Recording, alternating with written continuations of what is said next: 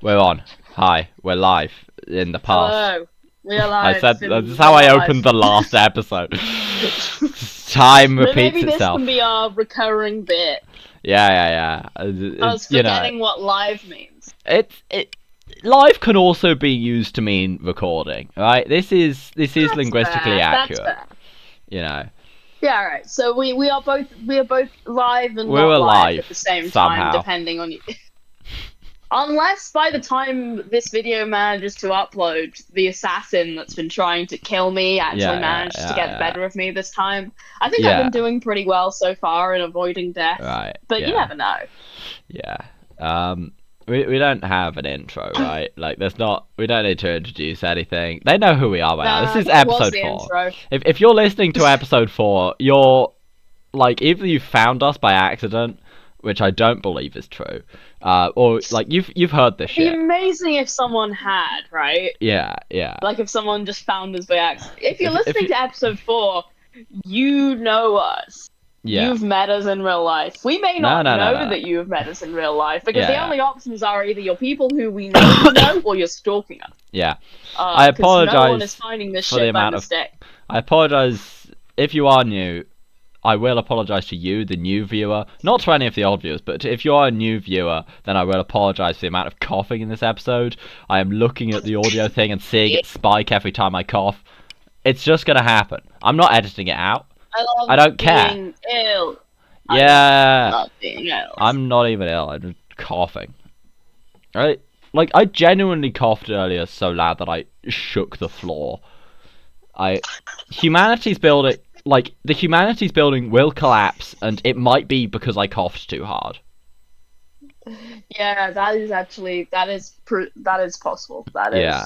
Anyway, what if we actually do that on purpose? Like, yeah. Anyway, I've had 3 glasses of wine, so it's time to give some advice. What would the Doctor do? You see, if I say the name of the segment, eventually we'll remember that the segment has a name. That is a good strategy, because I don't think we named it last time. Yeah. We've named it fully 1 out of the 3 episodes we've said. Anyway. And now 2 out of 4. Yeah, anyway, I believe we do have advice being sought by one of our loyal viewers. And they're asking us to fix their marriage. You know?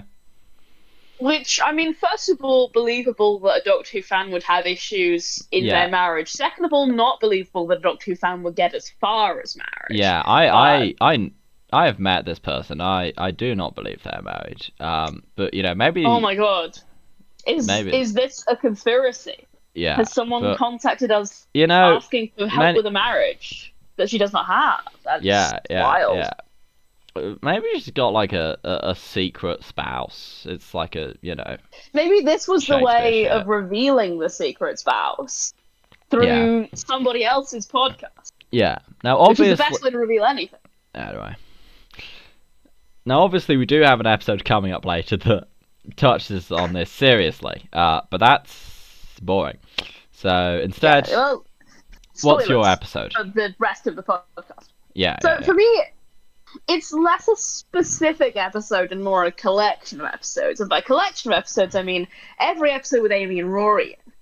Because you see, Amy and Rory, they have this relationship, they have this sort of marriage, and then they have issues in that marriage, and then they manage to continue to be married. So what I need you to do is I need you to watch any episode with Amy and Rory and do the exact fucking opposite. Because while they may technically continue to be married by the end of the story, it's not a good thing.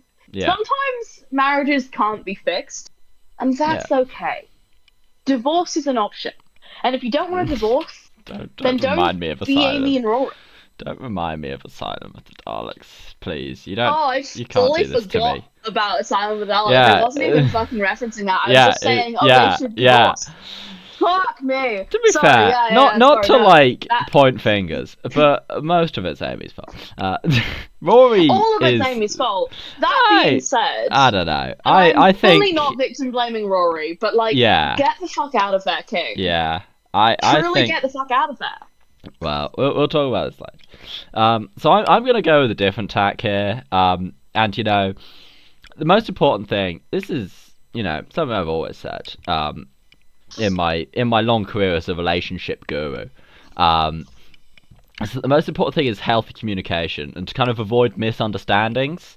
So I'm going to point you to the episode Frontier in Space.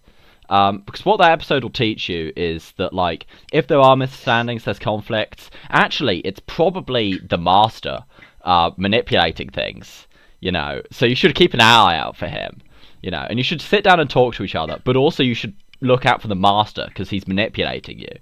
And, this theme also continues another episode that I think is really important is survival, because that has an important phrase. Oh, yeah. Whenever you're in a dispute in your marriage, you've got to remember, if we fight like animals, we die like animals. We die like animals. If we fight like animals, we die die like animals.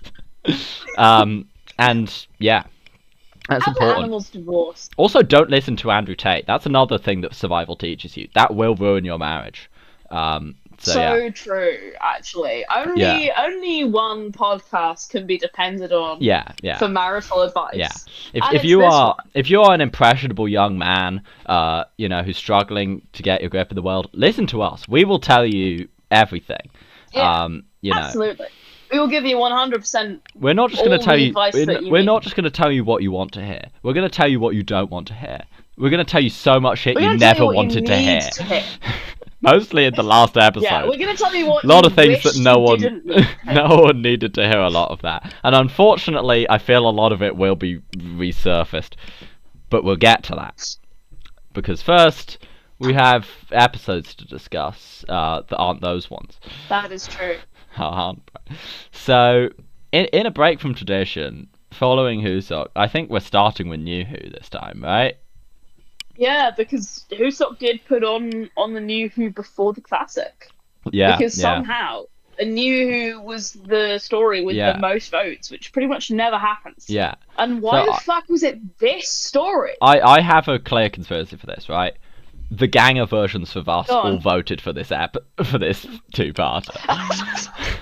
Right? So no, because like the Ganger version of you is you, and I cannot imagine a version of me voting for this story.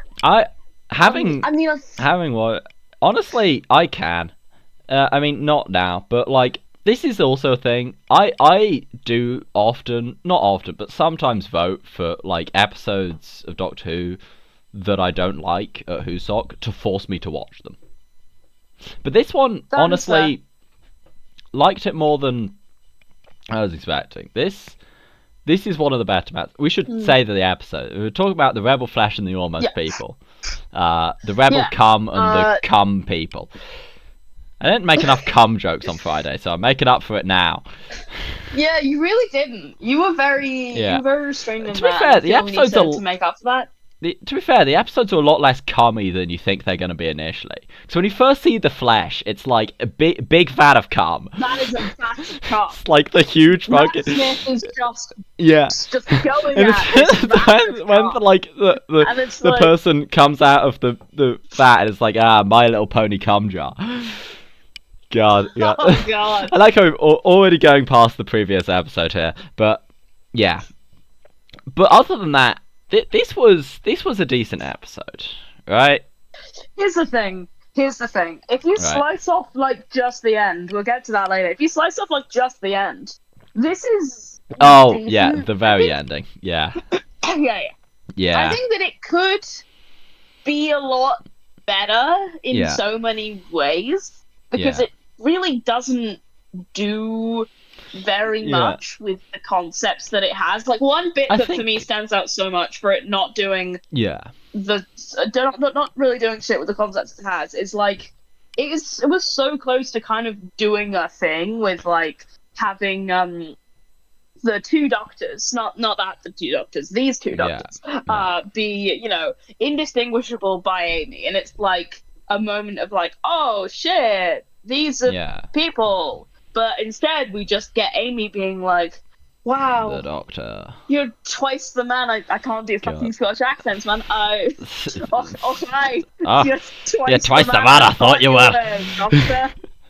I can somewhat Thank you, do Duncan. like full on like Highlander Yeah, Jamie Scottish accent. I can't do Amy Scottish accent. Yeah, yeah. You know what I mean? I mean, we'll talk about our opinions on Amy Pond.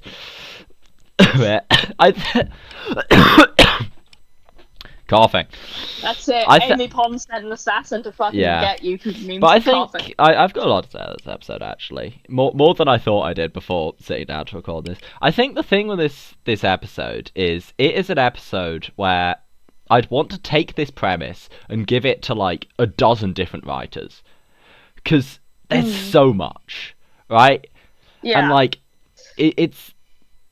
I think the episode that we get in the end is a compromise. You know, it's a bit about the Doctor, and it's a bit about, you know, capitalism, and it's a bit about what makes the self, and a bit about some other things.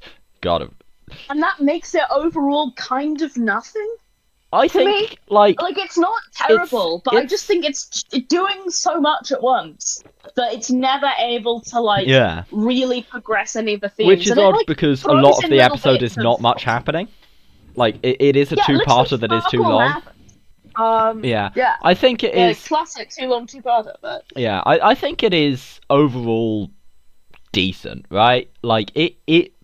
Honestly, if you came into my room right now and held a gun to my head, I might say it's my favourite Matt Smith episode. Me also, but that says so much more about Matt Smith episodes and how I personally and you personally feel about them. Yes, this is true. Than it does this story, to be fair. Yeah. Because, like, Mid is already, like, so much it is a 6 out of 10 episode. And this is, this is a little bit above Mid. This is, like... Yeah. This is 6 out of 10. I think there are a lot of good moments. God, yeah. Let's talk. There's also a lot of nothing in between the moments. Yeah, there's a lot of it. Fucking, we talked about it in the advice segment. Fucking Amy Pond. She's fucking Pond. People like her, right? Like, people really like Amy. People really no. I saw this one fucking listicle. Never look at listicles. But I was looking with a friend. I was looking at, like, a bunch of really shit Doctor Who articles and listicles and shit, just to laugh at them. And one of them was, like, reasons Amy Pond is the best companion. And one of the main reasons they gave is that, like, because she's such a great mother figure to the Doctor. She's so maternal and, like... The thing with that is that, like, I get that this is a thing people believe because... they're told it by the show, not by, like, I'm not, like, saying, you know, people are sheep or whatever. I'm a sheep. Anyway, we won't get into that. But, like, I don't think this is true, right? I do not think that Amy Pond acts as a mother figure. I think it is always weirder than that. Like, it's never that way. The power dynamic is never oriented in that direction. Amy Pond, and they're not good. Yeah. That is child abuse.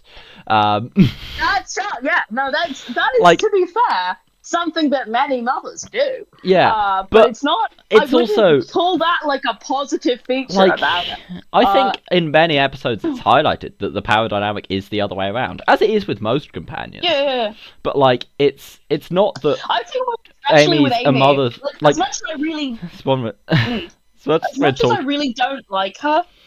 Sorry. No, we're just talking. Like, this one listicle is in fact awakened a lot. But keep going. Yeah, I just want to say, like, as much as I really don't like Amy, I do feel it is important to acknowledge that she has her, like, bodily autonomy, her right to just choose what it is that she's doing with her life. Just absolutely violated so hard, so many times, and that is so fun. I still don't like her, but, like, I must acknowledge how fucked that probably is. Where we talk about the ending of The Almost People, right? I don't know, I feel like I have more to say first, but, like, if we want to do it not in order... I guess, in the episode, I think this is the thing of every... Okay, so multiple times in this episode, you are reminded that you're watching Series 6, which is never good, you know. But then the end of the episode really reminds you that you're watching Series 6. By being that is true. And, like, I know that people can be like, you can defend the 11th Doctor being awful in this scene, but like the Doctor just fucking kills someone, right? The Doctor just kills Ganger Amy. We've established gangers Okay, so are genuine people. Doctor just murders Mm. someone in cold blood in the TARDIS. Yeah. Like, I've seen bullshit explanations for this be held up as truth. Okay, this is a slightly embarrassing thing to admit, but I was looking at the TV tropes article for this episode after watching it, because I was like, so what do stupid people think about this? I think the illness has got to your brain. No, I needed to like see the other side so that I could then like lampoon the shit out of it. This is like, oh no, this is like being a fucking, like, this is how you become a British journalist, right? You're like, I need to ask the stupidest person ever what their opinion on the news is. That is, in fact, peak British journalism. Like, fucking BBC articles and shit from, 5 years ago being like, so yeah, we interviewed some scientists and we interviewed some fucking idiot about whether climate change is real. Yeah. This is 50-50. Yeah, Scientists said Who yes, could say? Who could say? No, so, but anyway. Let's not weight opinions by anything, but no, okay. Doctor Who. No, I did see a thing saying that, like, apparently it was fucking confirmed that because Amy's consciousness was linked to the ganger, then it was just a form that Amy's consciousness was in, and not a real ganger with a real personality. When I misinterpret the most obvious episode, like me when the episode I saw a thing claiming that was confirmed, and it's like, if so, that's shit. Yeah. Like, God. that sucks. Oh god. Yeah. No. I dislike the arc of Series 6 in many ways. I think it intersects things that we have talked about on this podcast before being bad. Yeah, I don't know. I think it's an odd territory to go into with Doctor Who, and I do not think it treats it with the like by comparison, Something Borrowed is perfectly fine, right?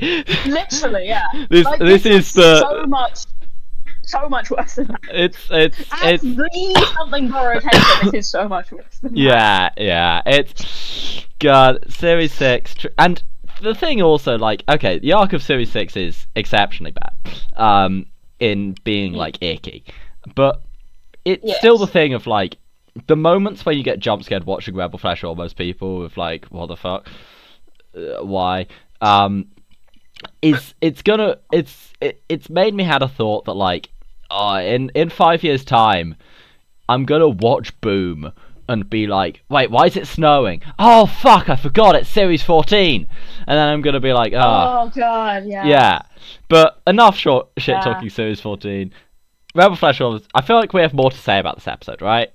We do, right? So like also not talking about the like post ending, which is what the fuck that was. Yeah. But like the actual ending is so I think, like not.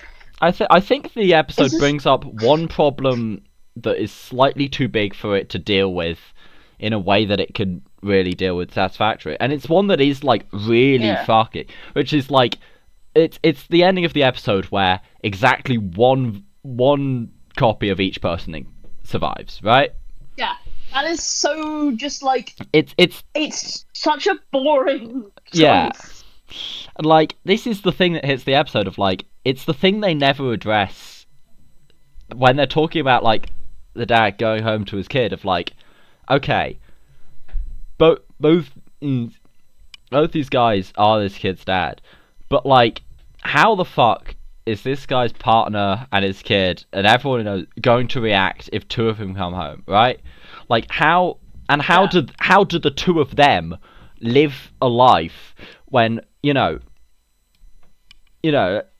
his spouse married one person, right? Like his wife did not marry two copies of the same guy. How do you deal with that? And the episode can't, and like threesome. Actually, there's an episode of Riverdale about that. For fuck's And sake. it's there's an episode of Riverdale where like there's two versions of the same, and the woman who's in the relationship with the guy is like, oh, let's have a threesome, and instead the two versions of the same guy, because he's like a himbo with violent tendencies, they just end up getting into a fight and then shooting each other and die. So that's how that's resolved on not Riverdale. seen the show and because will Riverdale not, is good. it's actually sometimes fun to not know things that people are talking about.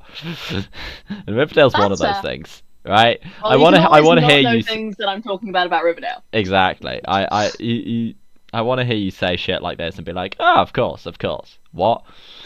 Right. Yeah. However, Riverdale never really feels, because Riverdale also there's like three copies. There's three copies of a different person, but that never really comes into. That's never super relevant in that kind of way, because none of them have to be in a relationship with the same person at the same time, because one of them's in a bunker being God and the other one's in another dimension. These things happen. Oh god. This. I think the great thing about Rebel Flash Almost People is it has prepared me to go philosophically insane when we get to Time as Children. So keep watching in several episodes' time when I will talk about postmodernism and the soul. But for now, let's talk about something that's also a thing that we'll talk about: the Space Museum. The Space Museum, which, unlike the Rebel Flash Almost People, is pro-revolution. Because one thing that we didn't get to about...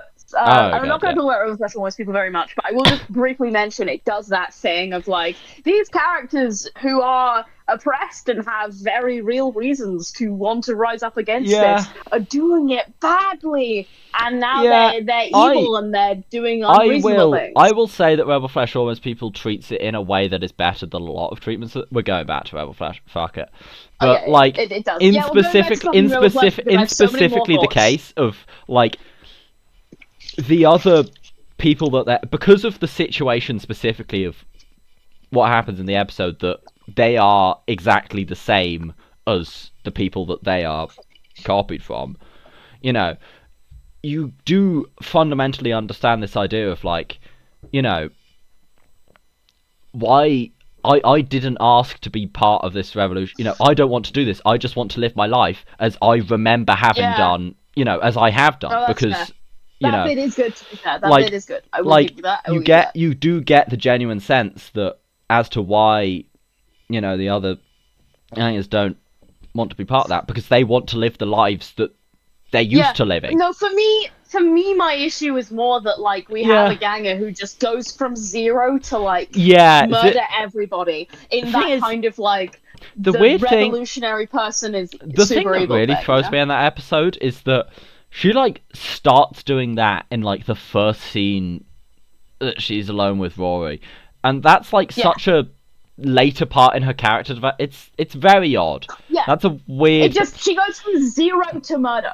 And it just doesn't track. Yeah. If we had, like, seen that the person who was... who was ganged into her was, like... murder enthusiast. I think it kind of makes sense, because she's manifesting the pain of all the discarded flesh that is amalgamated below the Space Museum. Let's talk about the Space Museum. Space Museum. An episode about simple things like colonialism and time science.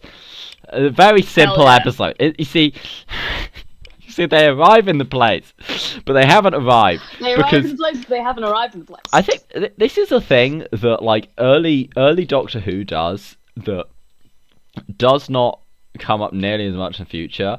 Is, like, it's not just, like, the TARDIS being broken down and breaking stuff. It's that the TARDIS has, like, things that are, like, small palm of the hand things that if they go slightly wrong will completely fuck everything for a whole episode, right? Like, this is it's like Planet of Giants, when it's like, we didn't quite materialize properly, so now we're small. And, like, this never happens again.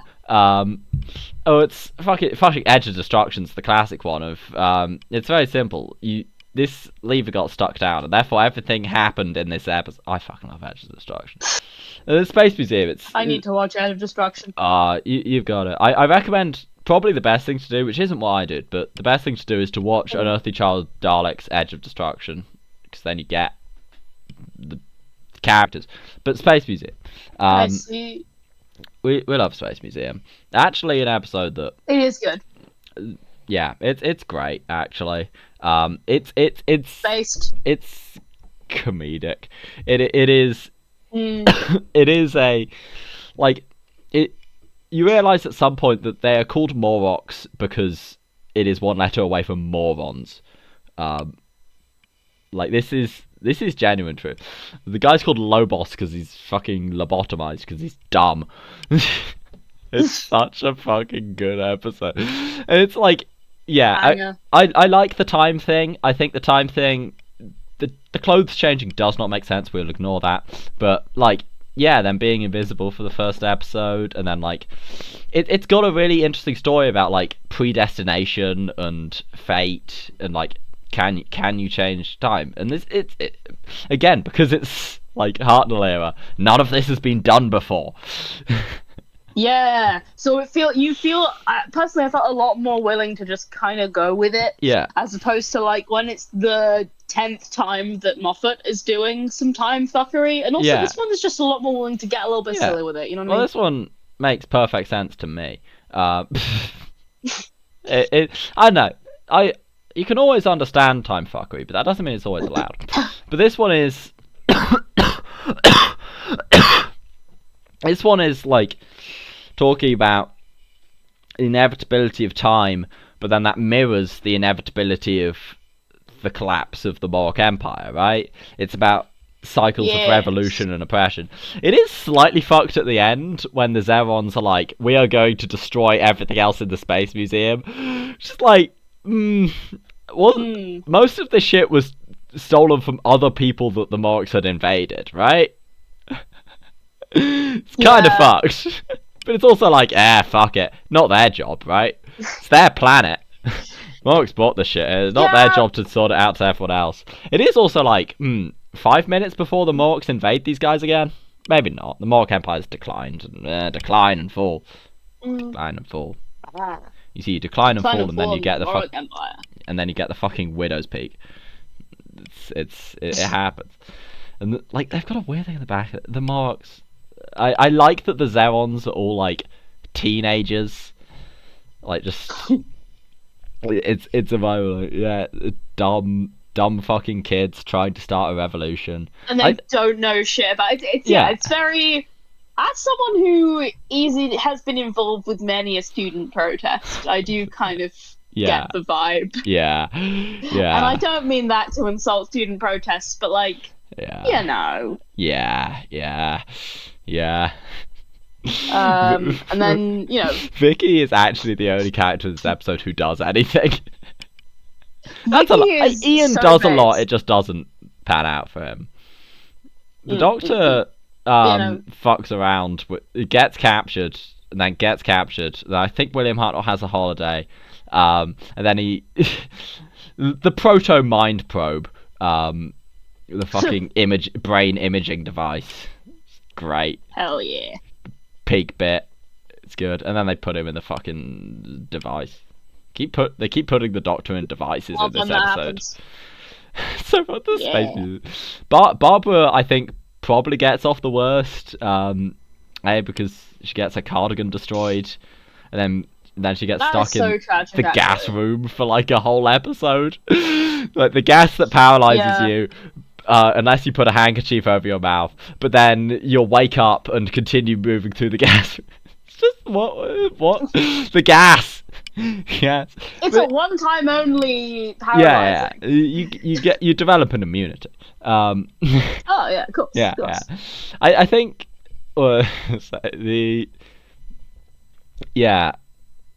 gas. Where was I?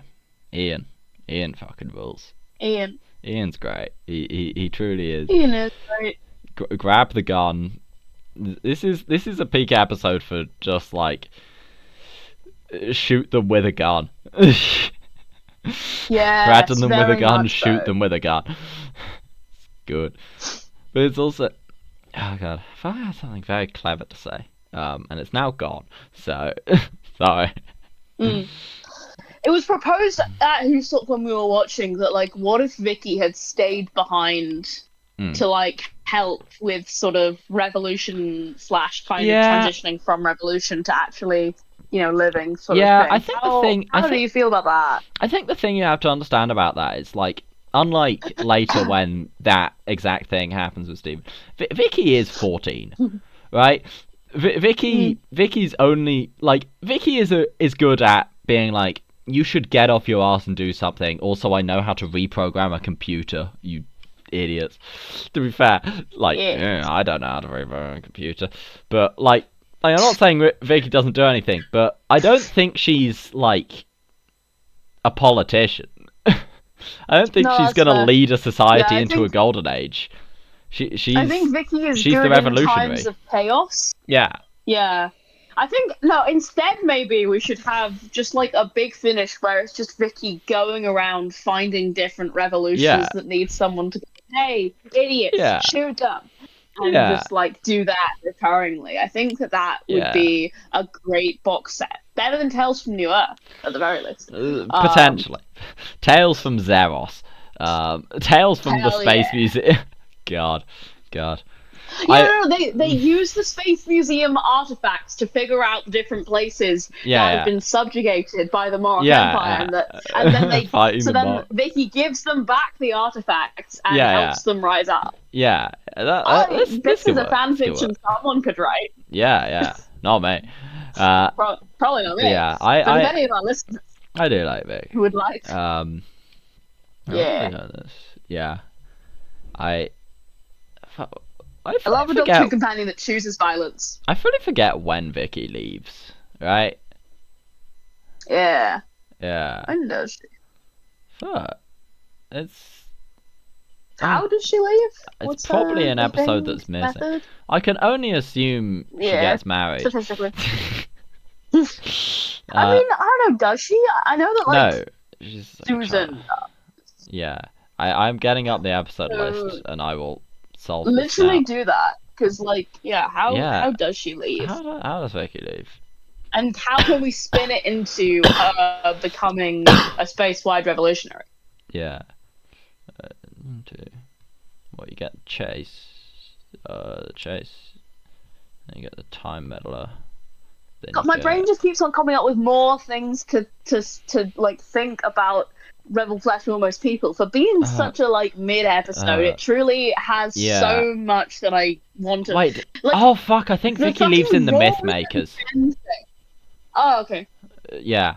Sorry, I'm gonna stop you from talking about the Rebel Flesh Almost People anymore. That's so fair. That's so fair. I don't know why. It's kind of haunting me a little bit. Yeah. I want to like see. Space Museum is not a postmodern episode. It is a modern episode.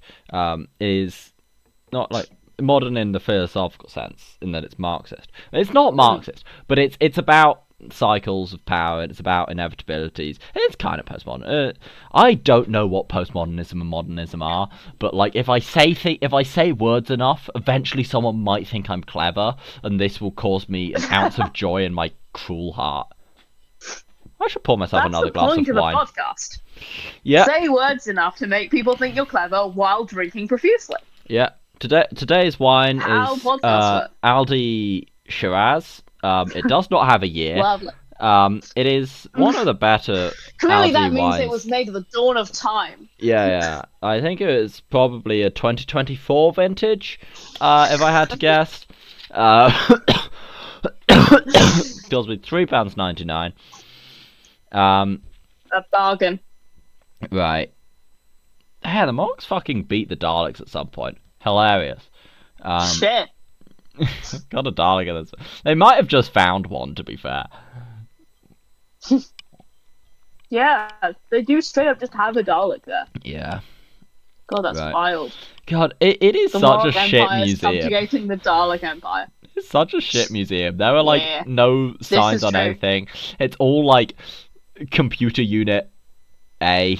Yeah, like when I go to a museum, I And want it's to so big have that you have to. fucking things with a bunch of information. I want to be Mm. reading paragraphs. I'm not doing Also, this as a bit or making this up. yeah, I'm no, a fucking nerd. This is Truly, this is what how I want museums from a should museum. be. Yeah, yeah. It's Yeah. also so Like, big you that don't have to read them if you don't wanna, but they gotta be there for the yeah. people who want it. It's also so big that you get lost in it and have to ruin someone's cardigan.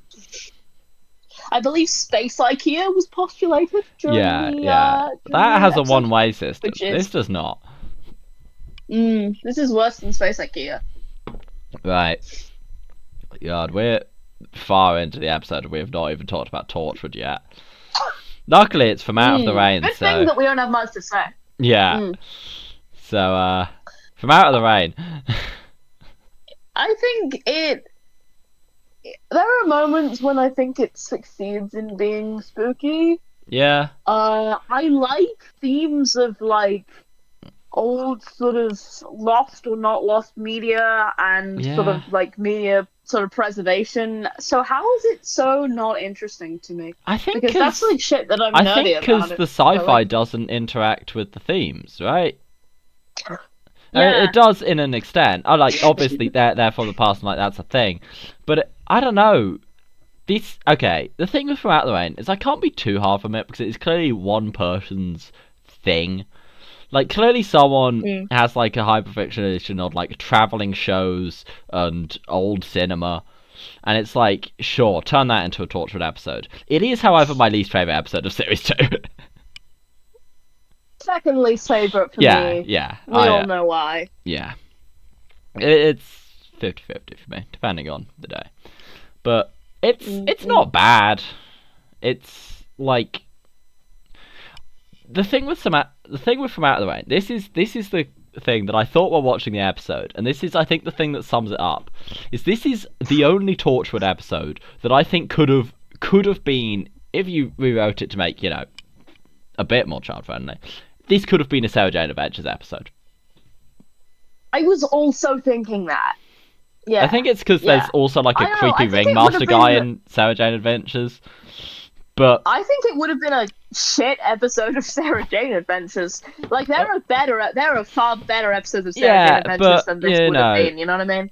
Like this would have been like one of the less good episodes of Sarah Jane Adventures. I think it would have been more interesting, right?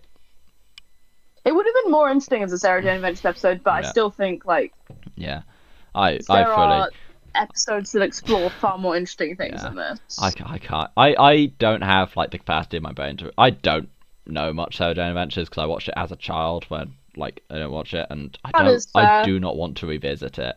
It is not a show that holds up to being like 11 years older than you were when you were the demographic that it was aimed at. You know? No, I get that. That's fair enough. I think it depends on what sort of stuff that you like to watch, really. Yeah. I think Sarah Jane Adventures is very good. Like, do not get me wrong. I just don't. Yeah. It's just not the vibe. In the watching of all Doctor Who, it might come after Class. You know? Class is good.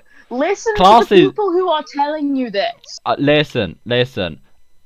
Teenagers can grow the fuck up and become adults with terrible problems, and then I'll watch Torchwood. Are you aware of the fact that you are currently co-hosting a podcast with someone who is still 19? Grow up.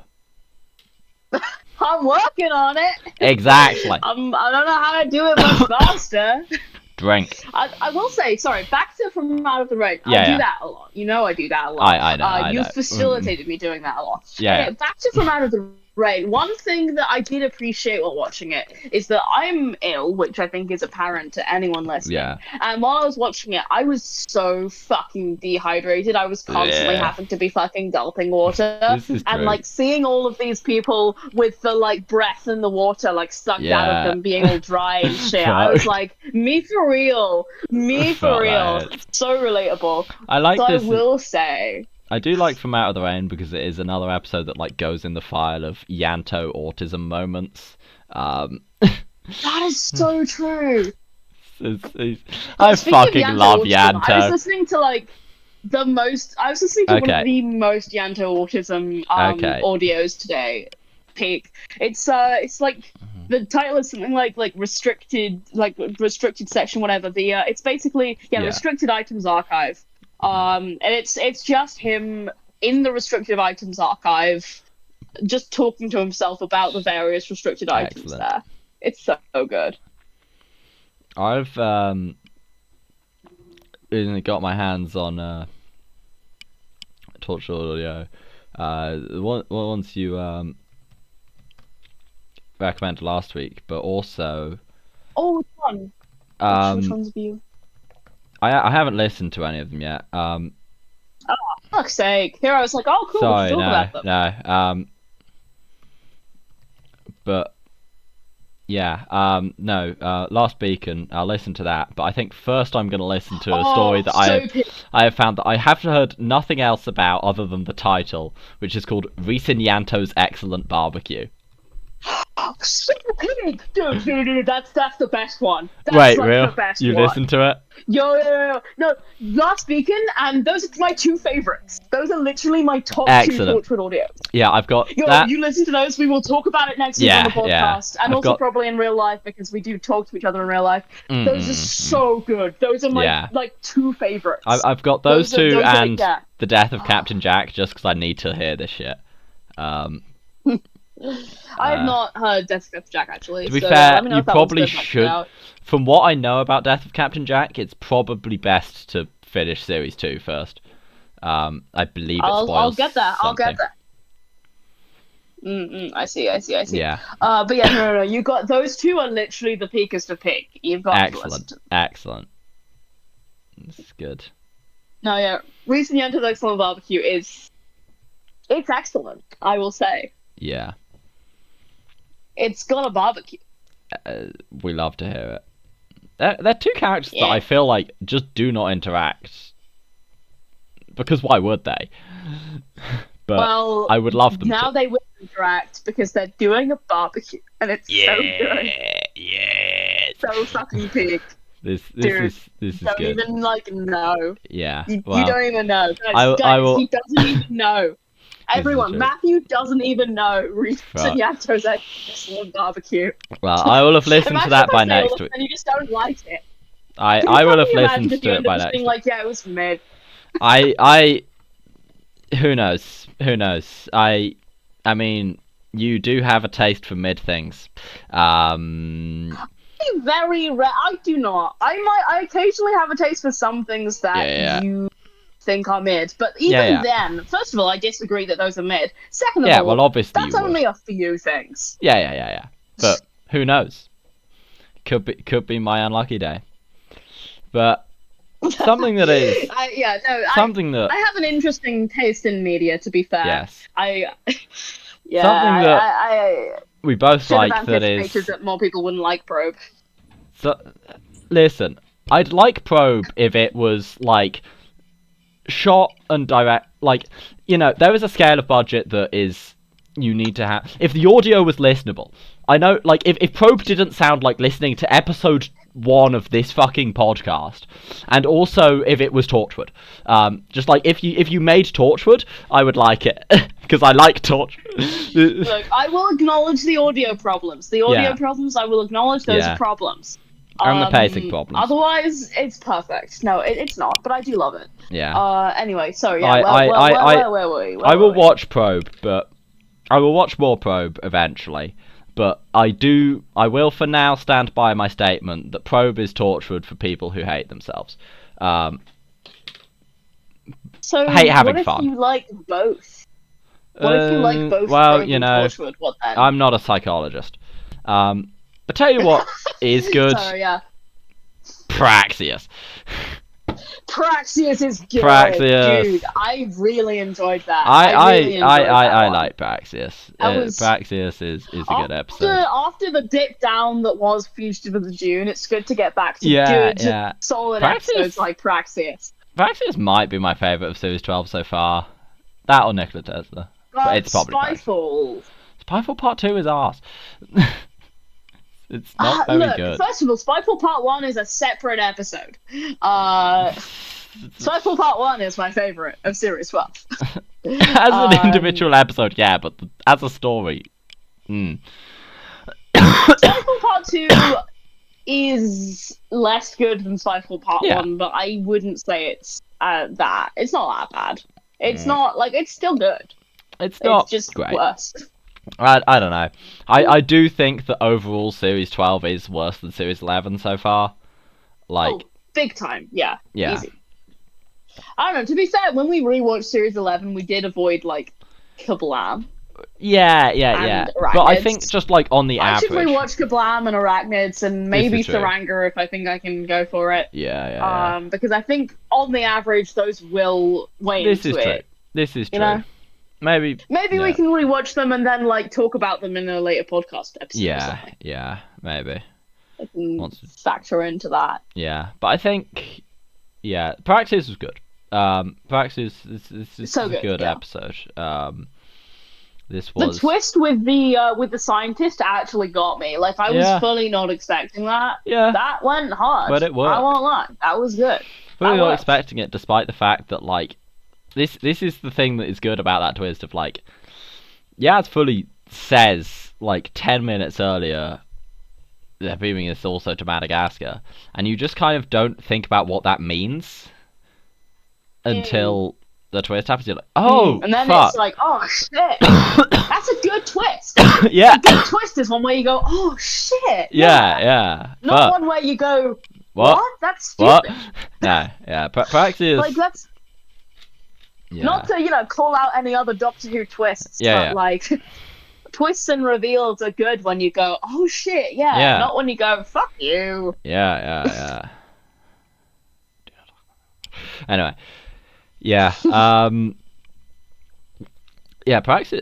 We should probably say something instead of just saying Praxis good, because that is the least informed review of all time. Yeah. Okay. Yeah, that's fair. That's fair. It is good. I think that it does the like. Multiple sort of groups of characters doing stuff in different areas thing good. I like that a lot. Sorry, we're back to Praxis good, but like it's a specific thing. I think that does it really well. Yeah, it's so easy to fuck up that, right? Yeah. Like, and I feel that does it really well. It is. Also, in terms of other things that are good about Praxis, everyone's favorite main character of the universe, whatever the fuck his name was. I forgot that guy's name. The other guy was called Adam. This guy was called. Yeah, the guy's called Adam. Jason Statham. Not played by Jason Statham, but spiritual. Yeah. Yeah. So, Jason is such a fucking peak character. So good. He's so good. It's so fun. It's like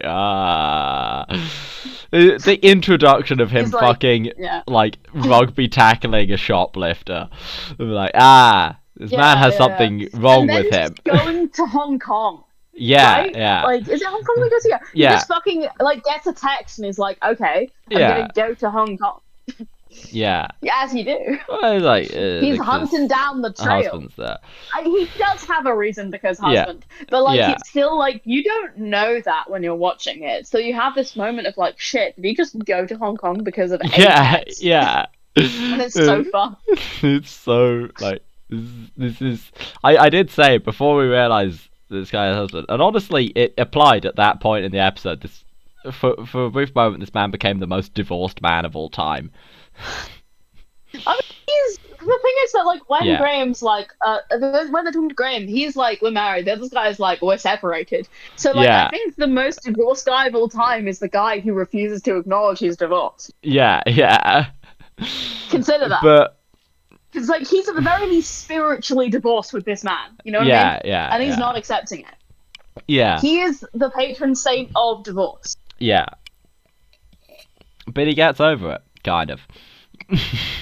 It all ends happily. And then they adopt a vlogger. God, the fucking vlogger.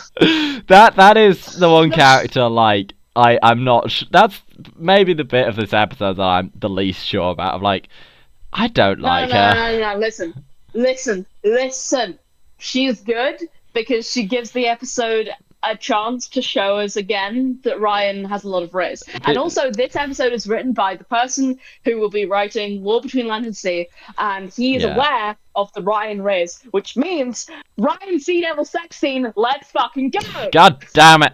God fucking. This is the thing that I said at Husa. This is the thing that occurred to me instantly as I was watching the episode, and I noticed that Pete Fatigue has heard of Ryan's wrist. Yeah, so he could do something with this. You know what I'm saying? I sure. Good for you. Good for you. But yeah, this was another one for the Ryan Riz counter. Which episodes hasn't Ryan Rizzed someone in this series, right? I think this has been the series of Ryan Riz, because I think just Nikola Tesla. Right? Wait, who does he Riz in Spyfall? It's just Nikola Tesla who is rizzing up, but in Spyfall he's like not directly rizzing up people, but he's like stating intent to rizz up the sister, which counts. It's like reminding us of that being his thing. And he's killing it in that episode. Yeah. Does he have like a little bit of a moment with the woman who works for Tesla, or am I Not making really. that up? No, I think I don't remember that. I don't remember that, at least. I think it wasn't a full Riz moment, but they were just kind of chatting a bit, and you were like, "There's a possibility of getting a vibe." Charisma, you know. But I don't think so, really. But then Orphan 55, Fugitives Dune, and now Praxis. Ryan, you know, he's a Ryan player. Riz. Yeah, it is odd at the end, right, when like the two guys are like, we're gonna go on a honeymoon, and the Vlog's like, yeah, I'll come too and film you. Like, fuck off. Acknowledge that it's fucking weird. It's kind of fun. It is fun. It is a good bit. It is a good bit of like, I think it's fucking hell, she's following us. I just wish that we'd gotten in a reference to the fact that Ryan is also a YouTuber. He could have brought that up in his racing. This is true. I do kind of like the Vlog character. A bit of like, have you not heard of it? So it is a real kind of person. It's truly what it's like to meet us off the podcast. Literally. No, every time anyone asks me about my opinion on anything, I'm like, well, I guess I just have to wait for the podcast to find out. And it's like, I know I'm being annoying, but it's funny. It's not funny, but I'm doing it anyway. Yeah. We've never been funny.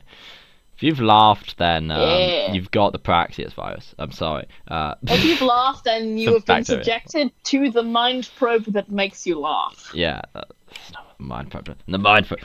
Mind probe. We'll get to it. Not in this episode, just eventually.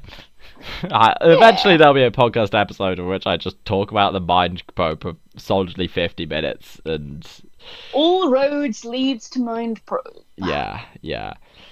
But what was I? Praxis is good. Praxis is good. Microplastic.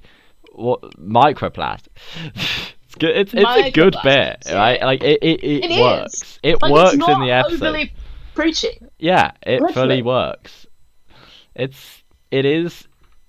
Praxis is like a far more cinematic, like Chibnall era, visual style and everything version of this could have been a Third Doctor episode. If this was a Third Doctor episode, it'd be like 6 episodes long, and a Third Doctor episode.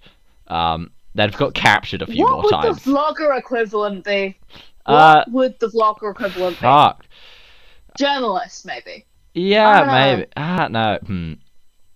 It'd be like someone who's like, oh, have you not heard of me? What would the vlogger equivalent be?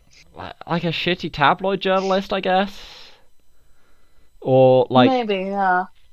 Like a radio guy. Or like a micro celebrity. Did they have those in the 70s? Yeah, or like maybe like someone who's like published a book, you know?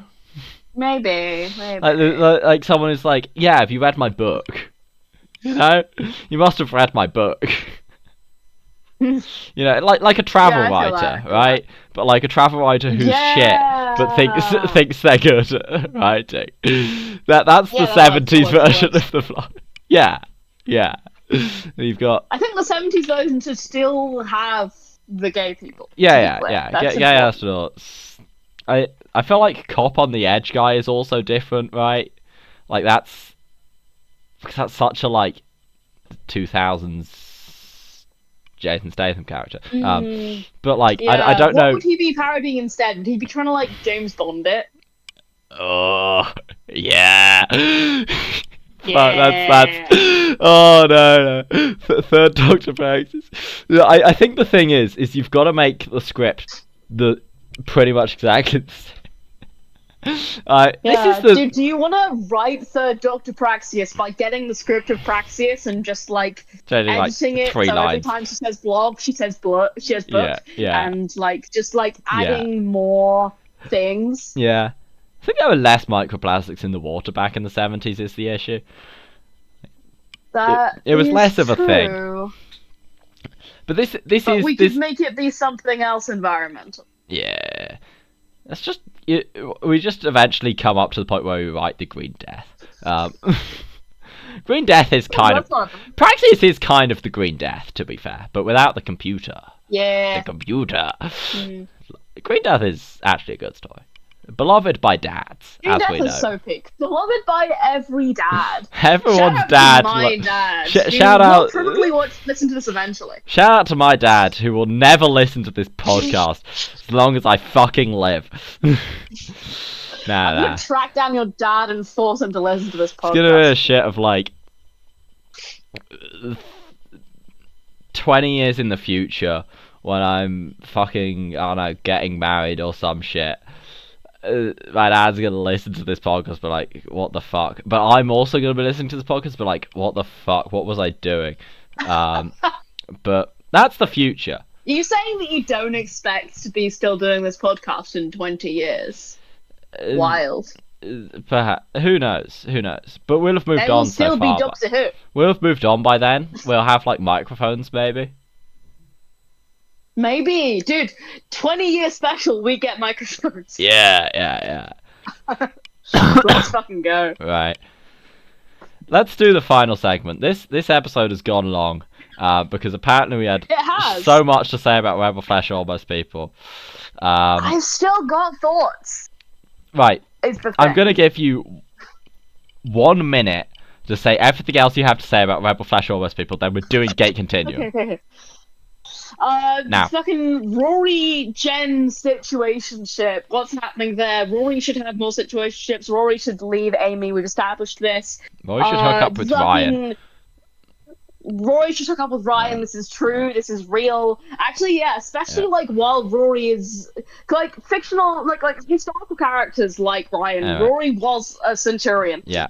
Ryan should travel back in time and meet Rory as Centurion. Anyway, Time's running out. That's it. That all? I think that's the. I got so sidetracked by the Ryan thing that I don't care about Rebel Flesh, almost fucking whatever it is. I now just want Rory and Ryan to be a thing. So you've Cool. sidetracked me completely. Cool. Great job. Great job. Dreams can come true. I no longer care about that one. Good. At last.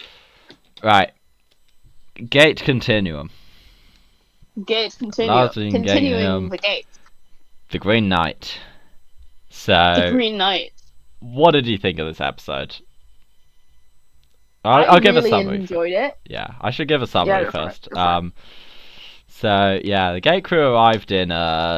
This is actually the first time that Gate Continuum has been in the United Kingdom Damn. ever. Wild. Yeah, they arrived in Exmoor, which is a lovely part of the world, but not if you're in this episode. Well, to be fair, this was actually an episode of everything being technically fine, but also being horrifying. Yeah. Yes, they arrived in a village that was like it was from the 17th century, but it was in fact 2026. And some shit's going down. So, and there's the Green Knight. The Green Knight is there. They're around. So, what? So true. Yes, thoughts on the episode? Right, no, I definitely very much enjoyed it. I love arrive in a kind of fucked up place that just has bad vibes and try to figure out what the fuck's going on kind of deal. Yeah. I'm always down for that. Just kind of vibe investigation. This was an episode where Bentley was having a time. For unspecified spoilery reasons. For some reason, this cult, this cult religion situation, in which people are getting murdered, is not a thing that Bentley likes. Interesting. Yeah. So we got conflict there. We got a classic Bentley Duncan argument, which is always good. Yes. Kind of retreading some of the themes of last season's Bentley Duncan arguments, which is good, I think, because this is one where that kind of plays into it, because this is something where Bentley's trying to like step forward and actually do shit. The fucking let's call up a guy to try and help us. He's Irish. I should explain actually, people listening. I'm not like that. Sounded really bad out of context. This is how I get cancelled. The fucking prophecy says that they need someone Irish to sacrifice. So we're like, well, I mean, we're not Irish, but they still don't fucking like us. So let's call someone over to help. And that person is Irish. Turns out, not actually a coincidence, but at the time, I was just like, oh shit, we are just sending this man to his death. This innocent Irish man. There's a repeated bit of Bentley just going, fake an accent. Yes. Yeah. But no, I very much enjoyed this one. I think the kind of sinister vibes was sort of well put in to sort of have it be, shit, we need to figure out what's going on here. Yeah. Do you have anything to say about this episode?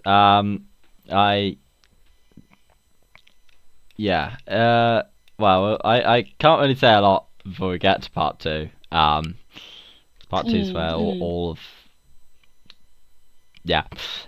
but there's been themes through this series that we've identified, and they continue to be. And yeah, what are you looking for? What are you thinking might happen in the next episode? Well, the title is The Devil You Know. And we know a demon. But would I be that obvious? So, would you be that obvious? It could be a fucking double bluff. That is fair. Or whatever level of bluff. That's...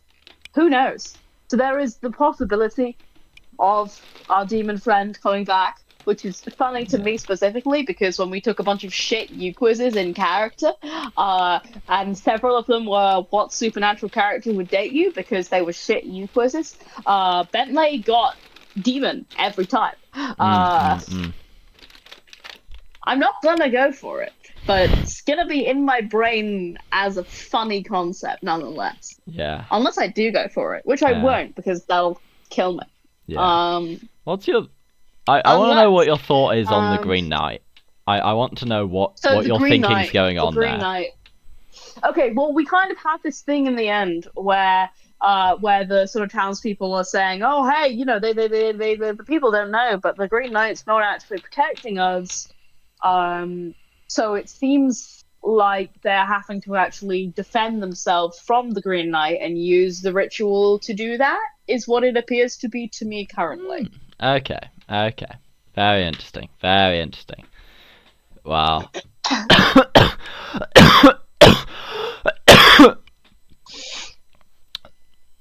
Fuck you, listener. Sorry, that's the most truly... Keep coughing. This is every episode of the podcast. But yeah... It's almost like we just kind of cough a lot. Yeah, it's almost like it's fucking February. God, I hate February. February truly in the running for worst month. Yeah, right? Yeah. It's part of the other competitor is January. No, but also summer does kill me. Yeah. I used to be such a diehard hater for summer, and then I realized that I've got like seasonal affective shit going on, and then I'm like, actually summer's fine. That's fair. It's just like, as someone who perpetually needs to be wearing at least like 5 or 6 layers. Yeah. and who feels Yeah. like sick and faint in heat. This Yeah. is unrelated to Doctor Who. Summer sucks. Yeah. Yeah. Well, I think Anyway, yeah. we've said a lot of things this episode. I We can see. have. That is true. I'm not sure if any of them meant anything. I can see the runtime. This is the longest episode yet. Um, Oh, let's go. The longest episode for the middest episodes. yeah, this I think on average is like the least, the most mid suite of episodes we've had. I think mostly because Yeah, of it's just Torchwood. like Rebel Flesh Almost People is so compelling in all the ways that it isn't. You know what I mean? Yeah, Like it's yeah. so like the concept of Right. it compels me in a way that the episode of it does not. I'm going to have to end the The episode reason before it's we talk compelling about is Rebel because of all the Specials. things that it could never be. Uh, And it's compelling in what it lacks. Feel free to cut me off partway through this, but it no, does no, it no, no, does no. compel the viewer in the what? I don't worry. I've got a better ending. Oh, go on. Fuck, you call my bluff.